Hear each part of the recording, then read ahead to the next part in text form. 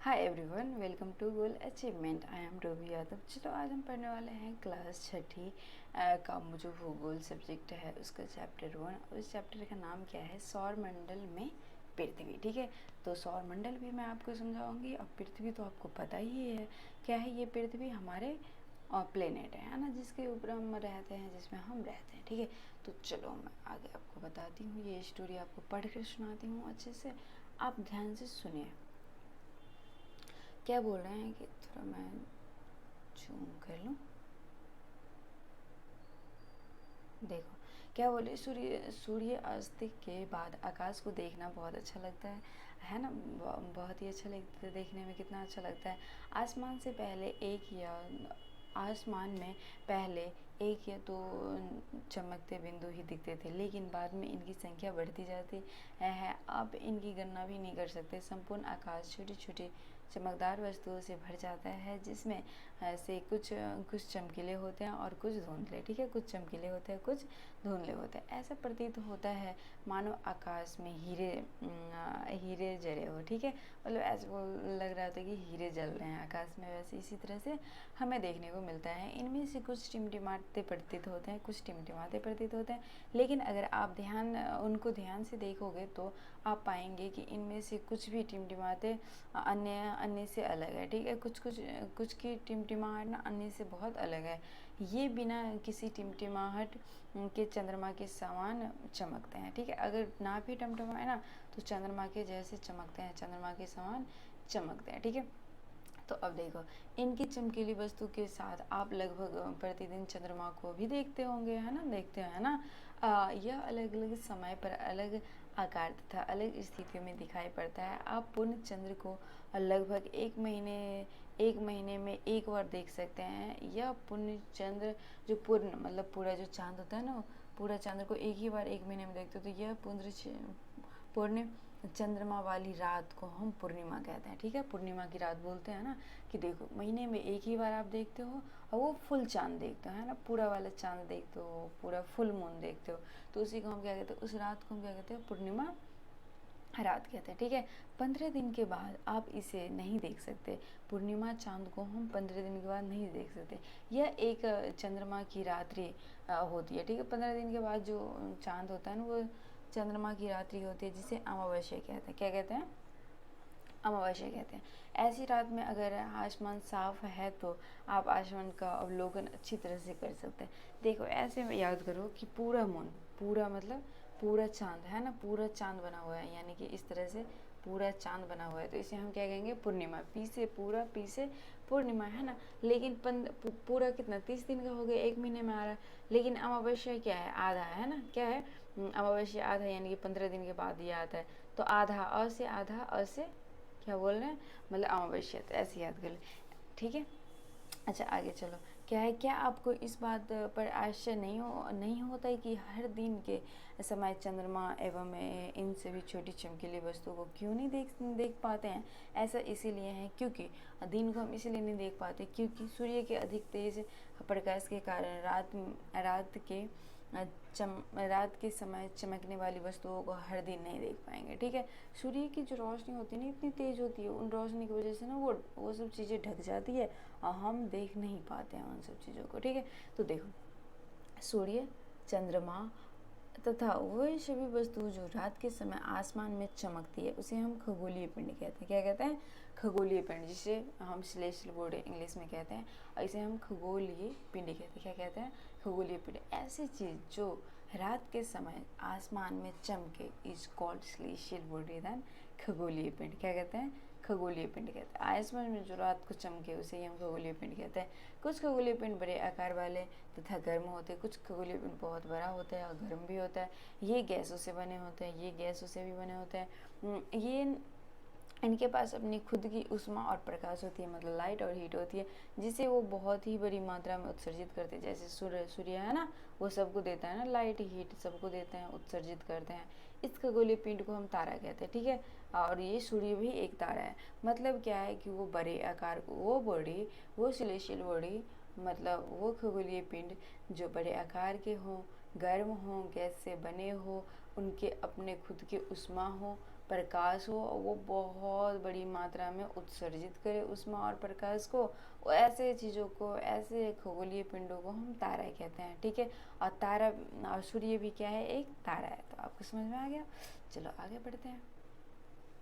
आगे का क्या है, आगे का टॉपिक, हाँ देखो, देखो रात के समय चमकते हुए अनगिनत तारे सूर्य के समान ही हैं, है ना, सूर्य के समान ही हैं।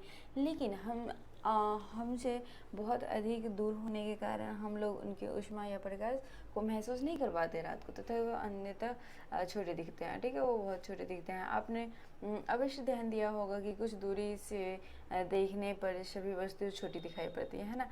तो आपने गौर किया होगा कि कुछ दूरी पे जाएं, हाइट पर जाओ, तो उनकी मतलब जो साइज़ होता है ना वो छोटा हो जाता है। अत्यधिक ऊंचाई पर उड़ रहा हवाई जहाज़ आपने देखा है, तो उनकी मतलब कितना कितना छोटा सा दिखता रहता है ना, क्यों, क्योंकि ना वो हाइट पर उड़ रहा है, ठीक है। रात्रि में आसमान की ओर देखते समय आप तारों के विभिन्न समूहों द्वारा बनाई गई विविध आकृतियों को देख सकते हैं, ठीक है। आपने कभी देखा होगा, छत पे हम सोते हैं ना गर्मी के टाइम में, तो आपने आकृति देखा होगा बने हुए स्टारों का, तो आप क्या बोलते, ओए हे मेरा तो घोड़ा बन गया, मेरे हाथी बन गए, मेरे तो तराजू बन गए। मतलब बहुत सारी चीज़ आप अपने शेप के हिसाब से, अपने माइंड के हिसाब से, अपने ध्यान के हिसाब से बनाते रहते हैं ना। तो उन्हीं चीज़ को देख सकते हैं। उसे ना हम क्या कहते हैं, नक्षत्र मंडल कहते हैं। क्या कहते हैं, नक्षत्र मंडल कहते हैं। नक्षत्र मंडल मतलब क्या होता है कि जो अरेंजमेंट होता है ना तारों का, मान के चलो ये एक तारा इधर, एक तारा इधर, मतलब ये 7 तारा है ना, ये मिलकर ना एक शेप बना दी। इसी तरह बहुत सारे हैं, पता है कितने हैं आपको, पता है 88 हैं, ठीक है। 88 ऐसे स्ट्रक्चर हमारे आसमान में प्रेजेंट है ना। तो इसे हम क्या कहते हैं, नक्षत्र मंडल कहते हैं, और इंग्लिश में इसे कॉन्स्टलाइजेशन कहते हैं। हालांकि आप ये पढ़ो, इन्हीं का एग्जाम, नक्षत्र मंडल का ही एग्जाम्पल क्या है, अर्शा मेजर, बिग बियर, इसी प्रकार के एक नक्षत्र मंडल है। बहुत आसानी से पहचान पाओगे आप सप्तऋषि। सप्तऋषि मतलब सप्त मतलब 7, और ये ऋषि मतलब होता है संत, ठीक है। ऋषि मतलब जो हाथ वाथ देखते हैं ना। तो ये सप्तऋषि ना 7 तारों का, 2, 4, 6 और 1, कितने हो गए, 7। 7 तारों का जो ग्रुप है ना उसे हम सप्तऋषि कहते हैं। मतलब 7 तारा है, क्या कहते हैं, सप्तऋषि कहते हैं। क्यों कहते हैं, क्योंकि ना उनमें 7 तारा है, ठीक है। तो अब देखो क्या है, यह 7 तारों का समूह है जिसे हम सप्तऋषि भी कहते हैं। आपने अपने परिवार या पड़ोस में किसी बड़े व्यक्ति से कहिए कि वो आपको आसमान में और अधिक तारे, ग्रहों तथा नक्षत्र मंडलों को दिखाएं, ठीक है। आपसे बड़े जो भी हो उन्हें भी क्या होगा, ये उन्हें भी पता होगा, तो आप बोलो मुझे दिखाएं, और आप भी देखना अच्छे से। देखो अब ये प्राचीन समय में लोग रात्रि में दिशा का निर्धारण तारों की सहायता से करते थे। उत्तरी तारा या फिर उत्तरी तारा जो होता है ना, एक तारा का नाम क्या है, उत्तरी तारा, जो उत्तर दिशा को बताता है, ठीक है, उत्तर में ही रहता है, ये उत्तर में ही रहता है। इसे ध्रुव तारा कहते हैं। क्या कहते हैं, इसे ध्रुव तारा कहते हैं। ध्रुव तारा को हम उत्तर तारा भी कहते हैं ना, अभी आपने देखा, और वो उत्तर में ही होता है। यह आसमान में हमेशा एक ही स्थान पर रहता है, ये स्थान चेंज नहीं करता, ये उत्तर में ही रहता है। हम सप्तऋषि की सहायता से ध्रुव तारों की स्थिति को जान सकते हैं। अब कैसे जान सकते हैं, देखो देखो सप्तऋषि बोले तो ये वाला है ना, क्या है, ये वाला है ना, सप्तऋषि ये वाला है, और ये ध्रुव तारा है ना। तो इस डायरेक्शन में आप देखो ना, नॉर्थ के डायरेक्शन में, तो आपको ध्रुव तारा मिलेगा, ठीक है। क्या मिलेगा, तो ध्रुव तारा। तो इसी की वजह से हम इसकी सहायता से हम देख सकते हैं, ठीक है। इसमें बोल रहे हैं ना कि हम इसकी सहायता से इन्हें देख सकते हैं, ओके। तो अब चित्र में आपने देख लिया कि क्या लिखा था, कि सप्तऋषि मंडल के संकेत तारों को आपस में मिलाते हुए एक काल्पनिक रेखा खींची गई है। जो अभी मैंने आपको देखा उसे आगे की ओर बढ़ाया जाए तो यह ध्रुव तारे की ओर इंगित करता है, ओके। कुछ खगोलीय पिंड जो रात को चमके, है ना, में अपना खुद का क्या होता है, प्रकाश होता है, उष्मा, मतलब खुद का तो होता है कभी कभी, कभी कभी नहीं भी होता है, मतलब कुछ में नहीं भी होते। खगोलीय पिंड में अपना खुद का लाइट और उष्मा नहीं भी होते हैं। वे तारों के प्रकाश से प्रकाशित होते हैं। ऐसे पिंड को ग्रह कहते हैं। इसका मतलब देखो खगोलीय पिंड क्या होता है? खगोलीय पिंड वो पिंड जो रात को आसमान में चमके, ठीक है, लेकिन ज़रूरी नहीं है उनके पास खुद की लाइट हो जब भी चमके, खुद की हीट हो जब भी चमके, है ना, ऐसा नहीं है। वो उनके पास नहीं भी हो सकते, वो किससे ले सकता है? तारा से ले लेता है ना, तारों से ले लेता है हीट और लाइट, मतलब प्रकाश और ऊष्मा। और उस चीज़ को, उस खगोलीय पिंड को हम क्या कहते हैं? ग्रह कहते हैं। क्या कहते हैं? ग्रह कहते हैं, जिसे हम प्लेनेट भी कहते हैं। ग्रह ग्रह कहते हैं। ग्रह जिसे अंग्रेजी में प्लेनेट भी कहते हैं, ठीक है। ग्रीक भाषा में प्लेनटाई शब्द से लिया गया है, जिसका अर्थ है परिभ्रमक, अर्थात चारों ओर घूमने वाले, किसी के चारों ओर घूमने वाले। प्लेनेट का मतलब ही होता है किसी के चारों ओर घूमने वाले, ठीक है। पृथ्वी जिस पर हम रहते हैं, पृथ्वी एक प्लेनेट है जिस पर हम रहते हैं, एकमात्र ग्रह है जिस पर अपना संपूर्ण प्रकाश और ऊष्मा अपने सूर्य से ले लेते हैं, ठीक है। पृथ्वी के पास भी खुद की लाइट और हीट नहीं है। कहाँ से लेता है? ये सूर्य से लेता है, तारों से लेता है ना सब, तो सूर्य से इसीलिए लेता है क्योंकि, बोलो बोलो बोलो फटाफट बोलो, क्योंकि वो सूर्य पास में पड़ता है। जो पृथ्वी के सबसे नज़दीक तारा है वो सूर्य है, ठीक है। पृथ्वी को बहुत अधिक दूर से, जैसे चंद्रमा से देखने पर यह चंद्रमा की तरह चमकती हुई प्रतीत होती है, ठीक है। अगर आप चंद्रमा से देखोगे ना पृथ्वी को, तो वो चमकती हुई दिखेगी, और आप चंद्रमा को देखते हो पृथ्वी से तो चंद्रमा भी चमकता हुआ दिखता है ना। तो ये चीज़ हो गई। इधर देखो, मैं आपको बता देती हूँ, ये क्या है? ये मतलब प्लेनेट है ना हमारे यहाँ। आपको पता है कितने प्लेनेट है? थोड़ा छोटा कर लो, बताओ। सौर मंडल होता है ना, सौर मंडल जिसे सोलर सिस्टम कहते हैं, तो उसमें 8 प्लेनेट होते हैं। बाद में मैं आपको बता ही देती हूँ।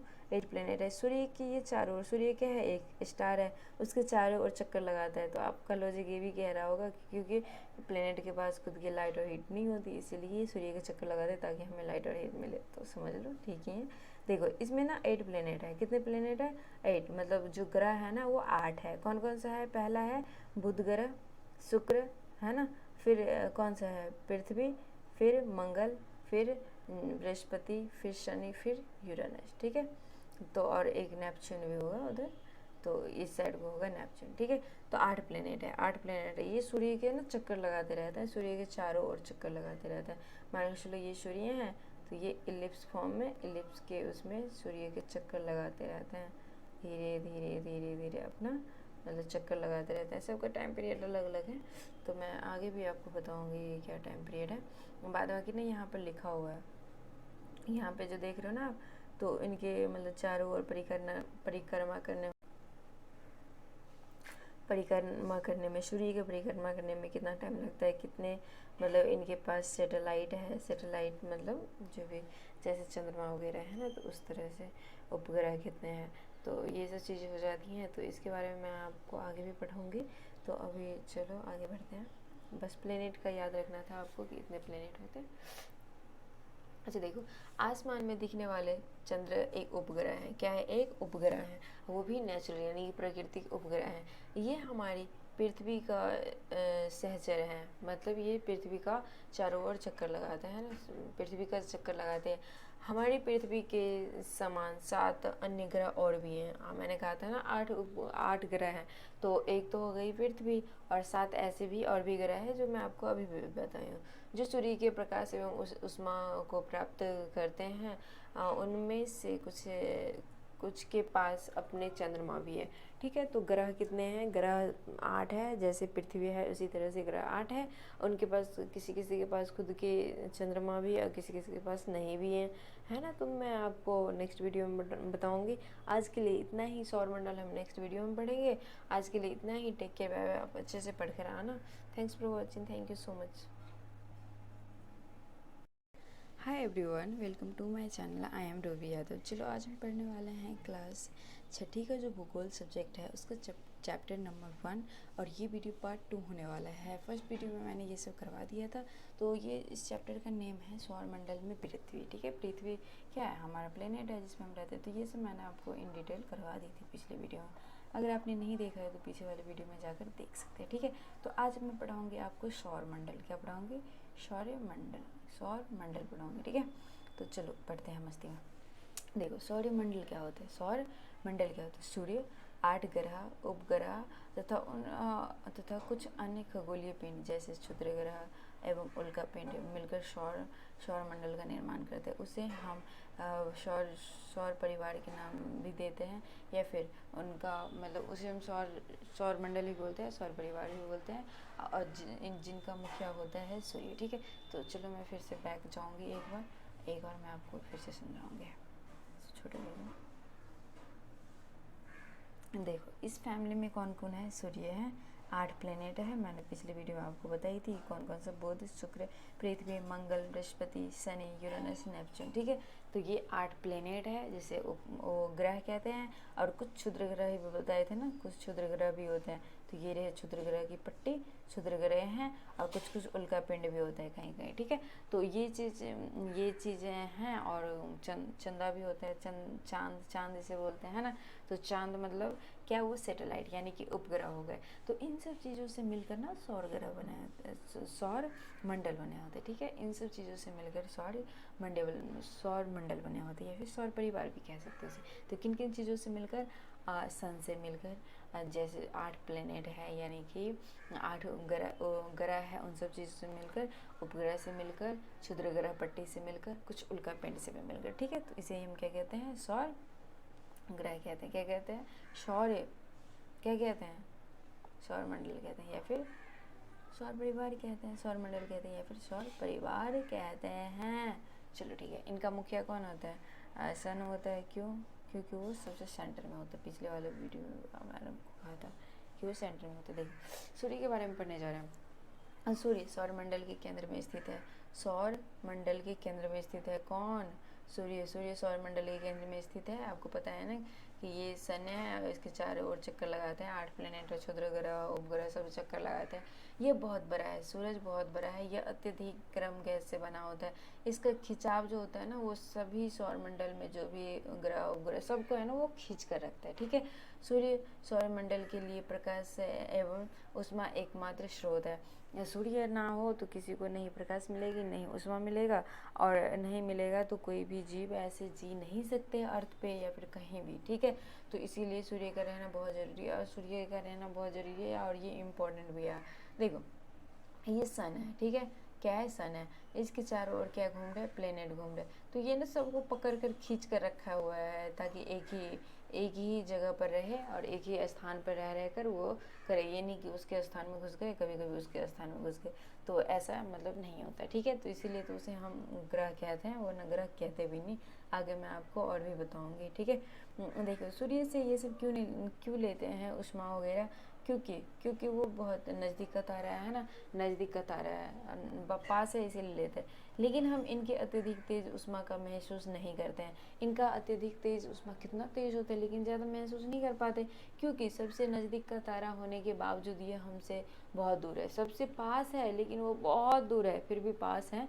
क्यों? क्योंकि ना और भी दूसरा जो तारा है ना, वो सब तो और भी दूर है। ठीक है, तो इसीलिए सूरज पृथ्वी के लगभग 15 करोड़ किलोमीटर दूर है। कितना है? 15 करोड़ किलोमीटर दूर है। यहाँ पर मान के चलो अर्थ है, तो यहाँ पर सूर्य का चक्कर लगाना है, तो सूर्य कितना है? 15 करोड़। ठीक है, करोड़ किलोमीटर दूर है। ठीक है, 15 करोड़ किलोमीटर दूर है। तो आपको ये समझ में आ गया ना? चलो हम ग्रह के बारे में पढ़ते हैं। ग्रह बोले तो प्लेनेट, जिसे प्लेनेट के से लिया था। और प्लेनेट का मतलब क्या होता है? मतलब बोले तो ये किसी के ओर घूमना, इसका मतलब होता है। ठीक है, हमारे सौर मंडल में कितने हैं? 8 ग्रह हैं।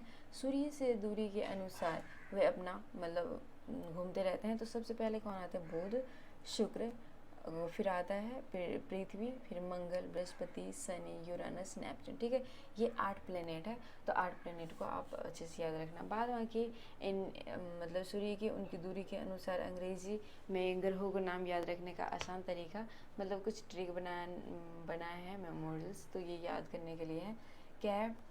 My very efficient mother just served us nuts. ठीक है, तो ये ट्रिक है, इसे याद करना है। M for Mercury, V for Venus, E for Earth, M for Mars, और ये J for Jupiter, S for Saturn, U for Uranus, N for Neptune. ठीक है, तो ये मतलब एक ट्रिक है, ट्रिक के थ्रू आप याद कर सकते हो। ठीक है, तो आगे बढ़ो। सौरमंडल के सभी 8 ग्रह एक निश्चित पथ पर सूर्य का चक्कर लगाते हैं। तो देखो, मान के चलो ये अर्थ वो सन है। ठीक है, सन है गोला में, सन है ना, तो वो निश्चित पाथ पे ही सारे चक्कर लगाएंगे। क्या करेंगे?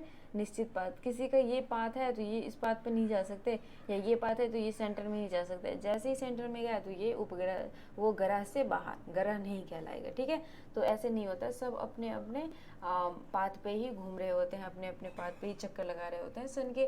तो ये जो होता है ना, अपने रास्ते में दीर्घवृत्ताकार फैला होता है, तो उस चीज़ को ना हम कक्षा कहते हैं। कक्षा बोले तो एक क्लास है, एक रूम है, एक ही रूम में वो सब रहते हैं, अपना चक्कर लगाते रहते हैं। ठीक है, बुध सूर्य के सबसे नज़दीक है। ठीक है, बुध जो है ना वो सूर्य के सबसे नज़दीक में। ठीक है, बुध सबसे सूर्य के सबसे नज़दीक में है। अपनी कक्षा में सूर्य के चारों ओर एक चक्कर लगाने में 88 दिन लगाते हैं। वो देखो, जैसे ये सूर्य का चक्कर जो सबसे नज़दीक है ना वो बुध है। सूर्य के चक्कर लगाने में ना, पूरा चक्कर लगाने में, यहाँ से स्टार्ट किया था और यहीं पर आएंगे, चक्कर लगाने में इन्हें कितना टाइम लगता है? 88 दिन लगता है। ठीक है, कितना लगता है? 88 दिन लगता है। सूर्य को, शुक्र को पृथ्वी का जुड़वा ग्रह माना जाता है। जो वेनस है ना, सेकेंड वाला वेनस है ना, चलो मैं बताती हूँ। जो ये है ना सेकेंड वाला, ये कहाँ है वेनस? ये रहा। सूर्य जो है ना वो अर्थ का इसे ना जुड़वा माना जाता है, जुड़वा माना जाता है। जय अर्थ का क्या है? ये जुड़वा है, ट्विंस है। क्यों माना जाता है? क्योंकि इनका जो शेप और साइज होता है ना वो थोड़ा बहुत मतलब मिलता है उनके साथ। किनके साथ? पृथ्वी के साथ। क्योंकि इनका, देखो, क्योंकि इनका आकार और आकृति लगभग पृथ्वी के समान है। ठीक है, पृथ्वी के समान है, इसीलिए उसे बोलते हैं क्या?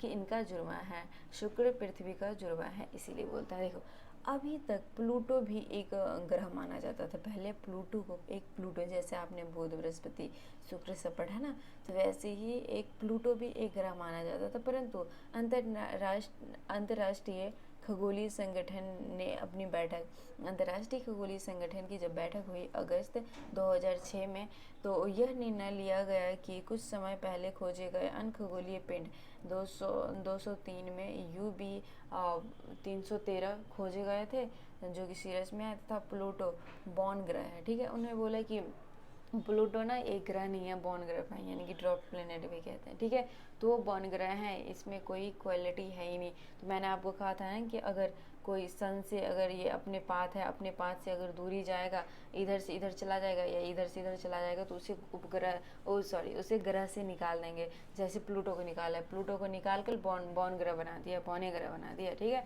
बौने ग्रह बोले तो ड्रॉप प्लेनेट, छोटा प्लेनेट। ठीक है, वो कोई ग्रह है नहीं। तो ऐसे मतलब ऐसे में बना दिया कि वो सोलर सिस्टम में नहीं काउंट होता है काउंट नहीं होता। तो मतलब ऐसे ही मतलब प्लेनेट की खासियत है कि अगर वो अपने पाथ पे ना जाए तो उसे हटा दिया जाता है। उसे बोलते हैं कि क्या है, ऐसे वो नहीं है उस टाइप में। तो चलो मैं आगे आपको पढ़ाने वाली हूँ। पृथ्वी क्या है? एक ग्रह है। ठीक है, पृथ्वी भी एक ग्रह है जिसमें हम लाई करते हैं। बहुत बहुत बहुत बहुत बहुत इंपॉर्टेंट। ठीक है, मैं पेंसिल चेंज कर लेती हूँ। ठीक है, तो ये भी मतलब क्या है, बहुत मोस्ट इम्पॉर्टेंट है। तो ये क्या है? पृथ्वी है, ये ग्रह है। सूर्य से दूरी के हिसाब से पृथ्वी तीसरा ग्रह है। सूर्य जैसे मान के चलो ये सूर्य है, यहाँ पर एक मर्क्यूरी है, वेनस है, ये अर्थ है। तीसरा नंबर पे क्या है? पृथ्वी है। ठीक है, पृथ्वी आकार में यह 5वां स्थान पे, आकार में मतलब छोटा बड़ा कौन दिखता है, बड़ा कौन छोटा, तो ये ना 5वां स्थान पे आता है। ठीक है, यह ध्रुवों के पास थोड़ी चपटी होती है। मतलब क्या है कि ये देखो इस टाइप में, एक मिनट देखो, ये सब बोलते हैं गोलाकार है, लेकिन गोलाकार है नहीं। क्या है कि इस टाइप से मतलब सर्कल में है, लेकिन ये ध्रुव से यानी कि पोल से ना थोड़ी फ्लैटेड है। ठीक है, इस टाइप में है। तो मतलब ये ना इस टाइप में है। ठीक है, अर्थ हमारे इस टाइप में आया समझ में। ये पोल्स यानी कि ध्रुव है, ध्रुव से थोड़ा बहुत फ्लैटेड है, थोड़ा बहुत चिपटी है ना। यह कारण है कि इसके आकार में भू आव कहा जाता है। ठीक है, इसे क्या कहा जाता है? इसके आकार में जियोइड शेप कहा जाता है, कि इंग्लिश में कहते हैं जियोइड शेप, हिंदी में क्या कहते हैं? भू आव कहा जाता है। ठीक है, भू आव का ही अर्थ होता है कि अर्थ जैसे दिखने वाले। ठीक है, इस टाइप में दिखने वाले अर्थ को ना हम भू आव कहते हैं। और भू आव का मतलब होता है अर्थ जैसे दिखने वाला है, और ये अर्थ इसी टाइप में दिखता है, इंग्लिश में इसे जियोइड कहते हैं। क्या कहते हैं? जियोइड कहते हैं। आया समझ में यहाँ तक आपको? चलो, जीवन के लिए अनुकूल परिस्थितियाँ संभवतः केवल पृथ्वी पर ही पाई जाती है। जीवन के लिए एक सपोर्टिंग चीज़ें जो चाहिए होती है ना, वो पृथ्वी पे पाई जाती है। पृथ्वी ना तो अधिक गर्म है और ना ही अधिक ठंडा, ना ही ये ज़्यादा गर्म है ना ही ज़्यादा ठंडा। यहाँ पानी एवं वायु उपस्थित है, यहाँ पर हवा पानी दोनों ही उपस्थित है। तो यही मोस्ट इम्पॉर्टेंट कारण है कि यहाँ पर ज़िंदगी रह सकती है, यहाँ पर लाइफ रह सकती है, जो हमारे जीवन के लिए बहुत बहुत बहुत आवश्यक है ना। वायु में जीवन के लिए आवश्यक गैसेज, जो आवश्यक गैसेज है ना, जैसे जो ऑक्सीजन, इसे क्या कहते हैं, लाइफ सपोर्टिंग गैस कहते हैं, ठीक है। जीवन के लिए आवश्यकता है गैस जो होती है ना, वो ऑक्सीजन होती है। तो ऑक्सीजन पृथ्वी पर प्रेजेंट है, ये बहुत बड़ी बात है। इन्हीं कारणों से पृथ्वी सौरमंडल का सबसे अद्भुत ग्रह है, इसीलिए ये यूनिक है, ये अद्भुत है, इसके जैसे कोई है ही नहीं। अंतरिक्ष से देखने पर पृथ्वी नीले रंग की दिखाई पड़ती है।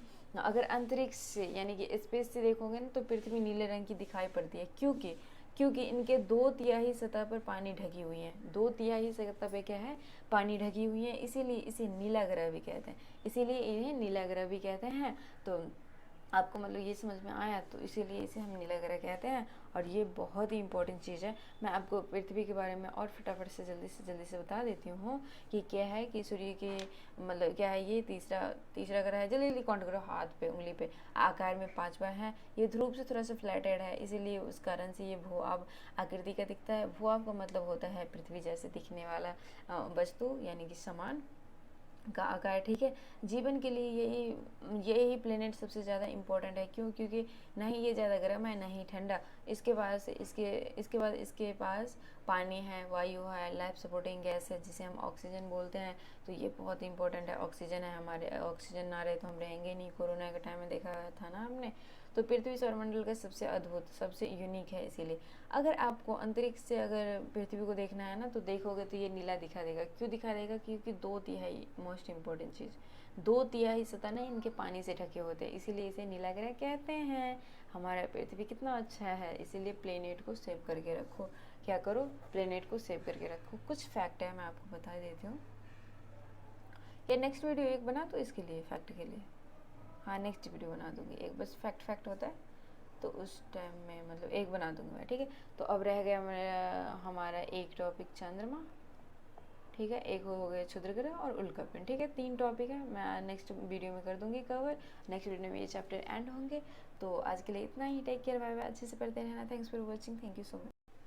हाय everyone, welcome to my channel. I am Ruby Yadav. आज हम पढ़ने वाले हैं क्लास 6 के ज्योग्राफी के जो चैप्टर 1 है, तो उसका मतलब उसे मैं एक्सप्लेन करने वाली हूँ। इसका 2 वीडियो ऑलरेडी अपलोडेड है। अगर आपने वो नहीं देखा है तो वो देख लीजिए, क्योंकि वो नहीं देखेंगे तो चैप्टर समझ में नहीं आएगा आगे का।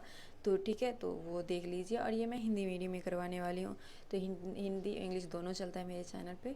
तो ये मैं हिंदी में करवाने वाली हूँ, इंग्लिश वाला ऑलरेडी अपलोडेड है, तो आप जाकर देख सकते हो। आप चाहे हिंदी मीडियम से हो इंग्लिश मीडियम से हो, कोई फ़र्क नहीं पड़ता, दोनों पढ़ोगे दोनों समझ में आएगा। लेकिन आप जिसमें आपका इंटरेस्ट हो तो वो वाला पढ़ना। चलो हम इस वीडियो को स्टार्ट करते हैं। Let's start. चलो, आज का टॉपिक है हमारा चंद्रमा, ठीक है। आज का टॉपिक क्या है? चंद्रमा। हमने पीछे का सारे कवर कर लिया था। हमारी पृथ्वी के पास केवल एक उपग्रह है, हमारी पृथ्वी के पास केवल एक उपग्रह है, वो क्या है? चंद्रमा है। इसका व्यास पृथ्वी के व्यास का केवल 1/4 है। पृथ्वी का जो व्यास है ना, उसके व्यास से इनका ना 1/4 है बस, ठीक है। चौथे पार्ट का एक ही भाग है। यह इतना बड़ा इसीलिए प्रतीत होता है क्योंकि यह हमारे ग्रह के अन्य खगोलीय पिंडों के अपेक्षा बहुत पास है। हमें बड़ा चांद इसीलिए दिखता है क्योंकि ये हमारे बहुत पास है। पिंडों की अपेक्षा नज़दीक है ना। यह हमसे लगभग कितना है? 3,84,400 किलोमीटर दूर है, ठीक है। बस इतना ही है, 3,84,400 किलोमीटर दूर है। अब आप पृथ्वी सूर्य एवं चंद्रमा की दूरियों में तुलना करो। आप बताओ, पृथ्वी से सूर्य कितने किलोमीटर दूरी पे था? 15 करोड़ किलोमीटर दूरी पे था, ठीक है। लेकिन ये इतना है, तो मतलब ठीक ही है ना, उनसे कम ही है। वो करोड़ में था, ये लाख में ही है। तो ये देखो, रॉकेट से यानी कि ये गिर रहा है, ये उपग्रह में प्रवेश कर रहा है। सैटेलाइट ही बोलते हैं ना, जैसे सैटेलाइट बोलते हैं। तो अच्छा देखो, तो ये वेट देखो, चंद्रमा, एक मिनट रुक जाइए। क्या है? चंद्रमा पृथ्वी का एक चक्कर लगाने में 27 दिन लगाता है, ठीक है। चंद्रमा पृथ्वी के यानी कि ये पृथ्वी है तो इसके आसपास इर्द गिर्द घूमता है नहीं, तो घूमने में कितना 27 दिन लगाता है। क्या लगाता है? 27 दिन लगाता है। लगभग इतने ही समय यह अपने अक्ष पर एक चक्कर लगाने में, खुद के अक्ष पर भी चक्कर लगाता रहता है पृथ्वी की तरह, तो उसे भी 27 दिन ही लगता है। इसके परिणाम स्वरूप पृथ्वी से हमें चंद्रमा का केवल एक ही भाग दिखाई पड़ता है। पृथ्वी से हमें चंद्रमा का केवल एक ही भाग दिखाई पड़ता है। क्यों? चंद्रमा की परिस्थितियाँ जीवन के लिए अनुकूल नहीं है। इनकी जो कंडीशन है वो जीवन के लिए अनुकूल नहीं है, वहाँ पर हम रह नहीं सकते। इसकी सतह पर पर्वत क्या है? इसकी सतह पर पर्वत है, मैदान है, गड्ढे हैं, बहुत सारे खड्डे वगैरह हैं, ठीक है, जो चंद्रमा की सतह पर छाया बनाते हैं। पूर्णिमा के दिन चंद्रमा पर इनकी छाया को देखा जा सकता है। इनकी छाया जो देखते हो ना, बोलते हो दाग धब्बे क्यों पड़े हैं चंद्रमा पर? चंद्रमा पर इसीलिए दाग धब्बे पड़े हैं क्योंकि ना वहाँ पे क्या है, पर्वत हैं, मैदान हैं, गड्ढे हैं, बहुत सारे हिल्स वगैरह हैं, तो इसीलिए उनकी जो छाया दिखती है ना, तो हम बोलते हैं दाग धब्बे दिख रहे हैं, ठीक है। तो दाग धब्बे इसीलिए दिखते हैं। मैं आपको एक फैक्ट बताती हूँ चंद्रमा से रिलेटेड। कितने नीचे आ गया ये बता ही देती हूँ। वैसे मैं एक वीडियो बना दूँगी। जो उपग्रह होता है ना, एक खगोलीय पिंड होता है जो ग्रहों के चारों ओर परिक्रमा करता है। तो आपने पढ़ा था कि जो ग्रह होता है ना वो सूर्य की परिक्रमा करता है, लेकिन जो उपग्रह है ना वो ग्रह की परिक्रमा करता है। इस प्रकार ग्रह सूर्य के चारों ओर चक्कर लगाते हैं, ठीक है, जिस प्रकार सूर्य चारों ओर चक्कर लगाते हैं। मानव निर्मित उपग्रह को हम सैटेलाइट कहते हैं। एक कृत्रिम पिंड है, मतलब ये आर्टिफिशियल पिंड भी होता है। ये वैज्ञानिकों के द्वारा बनाया गया होता है, जिनका उपयोग ब्रह्मांड के बारे में जानकारी पाने के लिए और पृथ्वी पर संचार माध्यम के लिए किया जाता है, ठीक है। सैटेलाइट इसीलिए बनाते हैं ताकि ऊपर की जो जानकारियाँ है ना वो हमें प्राप्त हो सके, हमें पता चल सके कि क्या है, कैसा है, ठीक है। ये इसीलिए इसे रॉकेट के द्वारा अंतरिक्ष में भेजा जाता है। यह पृथ्वी की कक्षा में स्थापित कर दिया जाता है, ठीक है। और ये पहले भेजा जाता है, फिर जब हो जाए तो उसे स्थापित कर दिया जाता है। अंतरिक्ष में उपस्थित कुछ भारतीय उपग्रह जैसे इनसेट, IRS, एडुसैट है ना, और ये इत्यादि, ये सब ना भारत का है, जो कि पृथ्वी पर भेजा जा चुका है, ठीक है, जो कि पृथ्वी पर भेजा जा चुका है। तो ये आपको देखो, अब क्षुद्र ग्रह पढ़ रहे हैं। हाँ, हमने पढ़ लिया क्या, पृथ्वी चंद्र के बारे में हमने पढ़ लिया, तो पृथ्वी के बारे में हम देखते। अच्छा, मैं बता रही हूँ यहाँ पर देख रहे हो आप दाग धब्बे हैं ना, बहुत सारे दाग धब्बे ऐसे ऐसे दिख रहा है। क्यों दिख रहा है? क्योंकि ना यहाँ पर बहुत सारे पर्वत है, पहाड़ है, माउंटेन है, गड्ढे है, मतलब कुछ है ना, इसीलिए छाया पड़ता रहता है ना, तो इसीलिए हमें दिखता है। एक ही फेज इसलिए दिखता है क्योंकि वो भी चक्कर लगाता रहता है। तो चलो क्षुद्र ग्रह हम पढ़ रहे हैं। क्या पढ़े? क्षुद्र ग्रह। देखो तारों, क्या हो गया, क्या है ये? तारों, ग्रहों और उपग्रहों, ठीक है। तारा मतलब स्टार, ग्रह मतलब प्लेनेट, और उपग्रह मतलब सैटेलाइट के अतिरिक्त असंख्यक छोटे पिंड भी सूर्य के चारों ओर चक्कर लगाते हैं। पता है आपको? जो तारा भी लगाता है, सूर्य भी लगाता है, और उपग्रह भी, सॉरी, तारे लगाते हैं, ग्रह लगाते हैं और उपग्रह, ये सब चक्कर लगाते हैं किसके? सन के। लेकिन इसके अलावा कुछ छोटे पिंड, छोटी छोटी वस्तु भी इनके सूर्य के चक्कर लगाते हैं। उन्हें ना हम क्षुद्र ग्रह कहते हैं। क्या कहते हैं? क्षुद्र ग्रह। क्षुद्र मतलब छोटा सा ग्रह, है ना। ये मंगल और बृहस्पति के बीच कक्षाओं में उनके बीच पाया जाता है। वैज्ञानिकों के अनुसार वहाँ पर क्षुद्र ग्रह के ही भाग होते हैं जो कि बहुत पहले विस्फोट हो चुके हैं। तो मैं आपको बता देती हूँ, चलो मैं आपको डायग्राम में ले जाती हूँ और डायग्राम के साथ बता दूँ, ठीक है। देखो बोल लेते हैं ना वो कि मंगल और बृहस्पति के बीच में पाए जाते हैं ना, तो ये वाला आपको जो पट्टी दिख रही होगी, है ना, पट्टी जो दिख रही होगी, बेल्ट, तो यही क्षुद्र ग्रह है। वैज्ञानिकों का कहना, ये इनका भी मतलब ये लगाते हैं, सूर्य का चक्कर लगाते हैं ना। वैज्ञानिकों का कहना ये है कि जैसे मंगल है, जैसे पृथ्वी है ना अभी ग्रह, उसी टाइम में ना पहले भी यहाँ पर ग्रह हुआ करते थे, और वो ग्रह किसी न किसी कारण से विस्फोट हो गए, तो उनके कुछ पार्टिकल्स बाकी है, ठीक है, कुछ पार्टिकल्स बाकी है, तो उनका कहना है। तो आपको समझ में आ गया होगा। पता है आपको, ये इसमें बहुत ज़्यादा कन्फ्यूजन रहता है, अभी क्लियर हो गया 6th क्लास में, तो ये बहुत बड़ी बात है आपके लिए, ठीक है। तो मतलब यही चीज़ है कि ये टूट कर अपने, मतलब यहाँ पर भी प्लेनेट होता था और ये अभी घूम रहे हैं उन्हीं की जगह पे, तो इनका कहना यही था। तो चलो आगे का टॉपिक है उल्कापिंड। क्या है? उल्कापिंड। उल्कापिंड के बारे में हम पढ़ रहे हैं। तो उल्कापिंड क्या होता है? देखो, ये भी क्या करता है, सूर्य के चारों ओर चक्कर लगाने में पत्थरों के छोटे छोटे टुकड़े के साथ उल्कापिंड कहता है। ठीक है, उल्कापिंड भी जैसे ये सूर्य है ना, सूर्य के चक्कर कौन कौन उपग्रह वगैरह लगाते हैं, तो ये भी इसी तरह से अपना क्षुद्र ग्रहों की तरह, एस्टेरॉयड की तरह भी ये भी अपना ग्रह वो चक्कर लगाते रहते हैं। कभी कभी ये उल्कापिंड पृथ्वी के इतने नज़दीक आ जाते हैं कि इनकी प्रवृत्ति पृथ्वी पर गिरने की होती है। यह प्रक्रिया के दौरान वायु के साथ घर्षण के कारण यह गर्म होकर जल जाते हैं, फलस्वरूप चमकदार प्रकाश उत्पन्न होती है। कभी कभी कोई उल्कापिंड सतह जल पूरी तरह से जले बिना पृथ्वी पर गिर जाती है, जिसका धरातल पर गड्ढे हो जाते हैं। अच्छा, मैं बताऊँ आपको, ये इन डिटेल बताती हूँ, थोड़ा मैं बड़ा बोलूँ। अच्छा, आपने वायुमंडल पढ़ा होगा, है ना, जो एटमॉस्फेयर होता है। तो ये मानकर चलो हमारे अर्थ का क्रस्ट है ना, क्रस्ट वाला पार्ट है पृथ्वी का, है ना, पृथ्वी का क्रस्ट वाला 1000 किलोमीटर ऊपर तक कितना है, 5 लेयर हैं एटमॉस्फेयर का, 1 2 3 और 4 और 5 लेयर। ठीक है, इसे हम ट्रोपोस्फेयर कहते हैं, स्ट्रेटोस्फेयर कहते हैं और मेसोस्फेयर कहते हैं, थर्मोस्फेयर कहते हैं और इसे एक्सोस्फेयर कहते हैं। ठीक है, तो देखो ये क्या है, स्पेस है। स्पेस में क्या घूम रहा है, सोलर सिस्टम है। सोलर सिस्टम में क्या घूम रहा है, ये उल्कापिंड घूम रहा है ना, उल्कापिंड घूम रहा है। तो उल्कापिंड क्या करता है, ये घूमता रहता है। कई बार क्या करता है, अर्थ की तरफ आना चाहता है ना, तो अर्थ की तरफ आ रहा है। अब अर्थ की तरफ आना चाहता है, ये पार्टिकल्स आ रहे हैं। ठीक है, अर्थ की तरफ आ रहा है तो ये मतलब जाता जाएगा, ये एटमॉस्फेयर है ना, एटमॉस्फेयर। यहाँ पर जो जाएगा ना मेसोस्फेयर में, तो यहाँ पर इसकी होगी लड़ाई, मतलब इसके साथ घर्षण होगा। ये लेयर है ना, बोलेगा भाई मैं तुझे नहीं जाने दूंगा, वो बोलेगा मैं जाऊँगा, नहीं जाने दूंगा, जाऊँगा, ऐसे होता रहता है। तो यहाँ पर ना बहुत लड़ाई होती है, यानी कि घर्षण क्रिएट होता है, फ्रिक्शन क्रिएट होता है। और फ्रिक्शन आपको पता है ना कि रब करने से, दोनों हैंड को रब करो ऐसे ऐसे, तो घर्षण प्रोड्यूस होता है। ठीक है, मानकर चलो कोई चीज़ यहाँ पर है और कोई चीज़ यहाँ पर है, तो ये इस डायरेक्शन में फोर्स लगा रहा है, ये इस डायरेक्शन में, तो ये घर्षण हो गया ना। तो घर्षण हो रहा है, तो घर्षण में ना ये उल्कापिंड जो था छोटे छोटे, यहाँ पर क्या होगा, घर्षण की वजह से हीट जनरेट होगी ना, गर्मी जनरेट होगी, उष्मा जनरेट होगी। तो उष्मा की वजह से नहीं ये जलने लगता है और भगने लगता है। कहाँ पर, स्पेस में भगने लगता है, स्पेस में भग जाता है। फिर से ये यहाँ से आकर मार पीट कर भगा देते हैं एटमॉस्फेयर का लेयर, है ना, तो भगने लगता है। तो वहाँ पर मतलब आपने देखा होगा कभी टूटा हुआ तारा, तो टूटा हुआ तारा नहीं होता, ये शूटिंग स्टार है, मतलब उल्कापिंड है।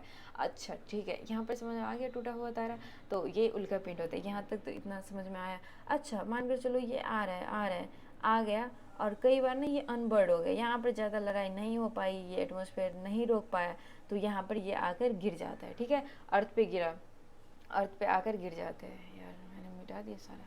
ठीक है, देखो मान के चलो ये गिर गया है, ठीक है, अर्थ पे, ये अर्थ क्रस्ट था, है ना, अर्थ क्रस्ट था, अर्थ पे गिर गया ना, तो ये पता ही कैसे गड्ढा, लाइक बहुत गड्ढा बना देता है अर्थ को इस टाइप में। ठीक है, तो इस टाइप में बना देता है, इस टाइप में बना देता है, जिसका जितना मतलब फोर्स हो, तो उसी की वजह से मतलब गड्ढा हो जाता है अर्थ पे। तो एक पता है महाराष्ट्र में क्या है, महाराष्ट्र में एक लूनार झील है, लूनार लेक, या फिर आप झील बोल सकते हो, लेक बोल सकते हो, है ना। तो वहाँ पे है ना, तो ये ना मेटेरोइड्स की वजह से ही है, यानी कि उल्कापिंड के वजह से ही वो बना है। ठीक है, किसके वजह से बना है, उल्कापिंड की वजह से ही बना है। तो आपको समझ में आ गया होगा आई थिंक बहुत अच्छे से।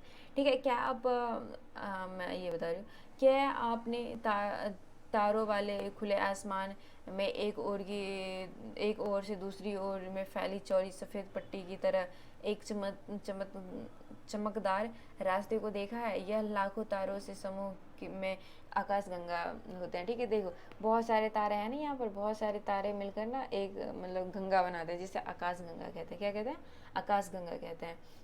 तो देखो हमारे सौरमंडल में आकाशगंगा का एक भाग है। प्राचीन भारत में इसके कल्पना आकाश में प्रकाश के एक बहती नदी से की जाती थी। तो बोलते थे लोग कि आकाश में ना एक बहती नदी है, लाइट की बहती नदी है, प्रकाशों की, है ना। इस प्रकार इनका नाम आकाशगंगा पड़ा, इसीलिए इनका नाम आकाशगंगा पड़ा। आकाशगंगा करोड़ों तारों, बादलों और गैसों से मिलकर बने होते हैं। ठीक है, ये बहुत सारे तारे बादल सब बने होते हैं। ठीक है, उनके से बने होते हैं। तो देखो इस प्रकार लाखों आकाशगंगे मिलकर ब्रह्मांड बना होता है। क्या बना होता है, लाखों आकाशगंगाएं मिलकर ब्रह्मांड बना होता है, ब्रह्मांड। ठीक है, देखो बहुत सारे प्लेनेट लाइक स्ट्रक्चर, मतलब अर्थ से मिलकर क्या बने हुए थे, जो सौरमंडल सोलर सिस्टम है ना, मैं आपको बताऊंगी, नीचे लिखा हुआ है, ठीक है। निर्माण तो ब्रह्मांड की विशालता की कल्पना करना अत्यधिक कठिन है। वैज्ञानिक अभी भी इसके बारे में अधिक से अधिक जानकारी एकत्र करने में जुटे हैं, कोशिश करते हैं कि मिल जाए। इनके आकार के संबंध में हमें कोई जानकारी नहीं है, लेकिन फिर भी हम जानते हैं कि हम इसी ब्रह्मांड का हिस्सा है, ठीक है। हमें फिर भी पता है कि हम इसी ब्रह्मांड के हिस्सा है। तो चलो मैं ये पढ़ कर बताऊँ आपको। क्या ब्रह्मांड के साथ अपना संबंध बता सकते हो? आप पृथ्वी पर हैं तथा पृथ्वी सौरमंडल का एक भाग है। हमारे सौरमंडल आकाश गंगा यानी कि मिल्की वे, हमारे जो आकाश गंगा है ना, उसका नाम है मिल्की वे का एक भाग है, ठीक है। सौरमंडल में मिल्की वे का एक भाग है, जो ब्रह्मांड का एक हिस्सा है। जो मिल्की वे है ना, वो ब्रह्मांड का एक हिस्सा है। ब्रह्मांड से जुड़े इस तथ्य का विचार कीजिए और इसके लाखों आकाश गंगाएं मौजूद है। ऐसे मिल्की वे बहुत ज़्यादा मौजूद हैं। अब बाद में आके देखो, पृथ्वी जैसे एक ग्रह जैसे बहुत सारे ग्रह मिलकर सौरमंडल बनता है, जैसे सूर्य और सब मिलकर। अब बहुत सारे सौरमंडल जैसे चीज़ें मिलकर आकाशगंगा बने होते हैं। अब बहुत सारे आकाशगंगा मिलकर क्या बने होते हैं? ब्रह्मांड बने होते हैं, ठीक है। बहुत सारे आकाशगंगा मिलकर ब्रह्मांड बने होते हैं। तो आपको आई होप समझ में आ गया होगा बहुत अच्छे से। तो ये है एक्सरसाइज का क्वेश्चन आंसर। अगर आप चाहते हो कि मैं इसे बताऊँ, मैं इसे समझाऊँ, आपको सॉल्व करके बता दूँ, तो आप मुझे कमेंट बॉक्स में बताना कि हाँ मुझे चाहिए क्वेश्चन आंसर, तो मैं आपको सॉल्व कर दूँगी। बाद में कि ये चैप्टर हो गए एंड, बहुत ही इंटरेस्टिंग तरीक़ों से एंड हो गए। बहुत सारा नॉलेज मिला होगा आपको, बहुत सारी बातें सीखने को मिली होगी और बहुत कुछ जाना होगा आपने। तो आई होप आपको ये चैप्टर समझ में आ गया होगा। तो आप सब अच्छे से पढ़ना, अच्छे से रिवाइज करना, एक बार वीडियो देखना, एक बार बुक से पढ़ना, एक बार लिख कर पढ़ना, तो आपको याद हो जाएगा। आई होप आपको याद ही हो जाएगा, तो पक्का याद हो जाएगा। तो आप याद कर लेना और मुझे बताना वीडियो कैसा लगा। वीडियो अगर अच्छा लगा होगा तो लाइक कर देना, सब्सक्राइब कर देना एंड अच्छे से आप सब रेगुलर देखते रहना। कमेंट ज़रूर से करना कि कैसा लगा वीडियो, और आप सब अच्छे से पढ़ते रहना। Thanks for watching, thank you so much.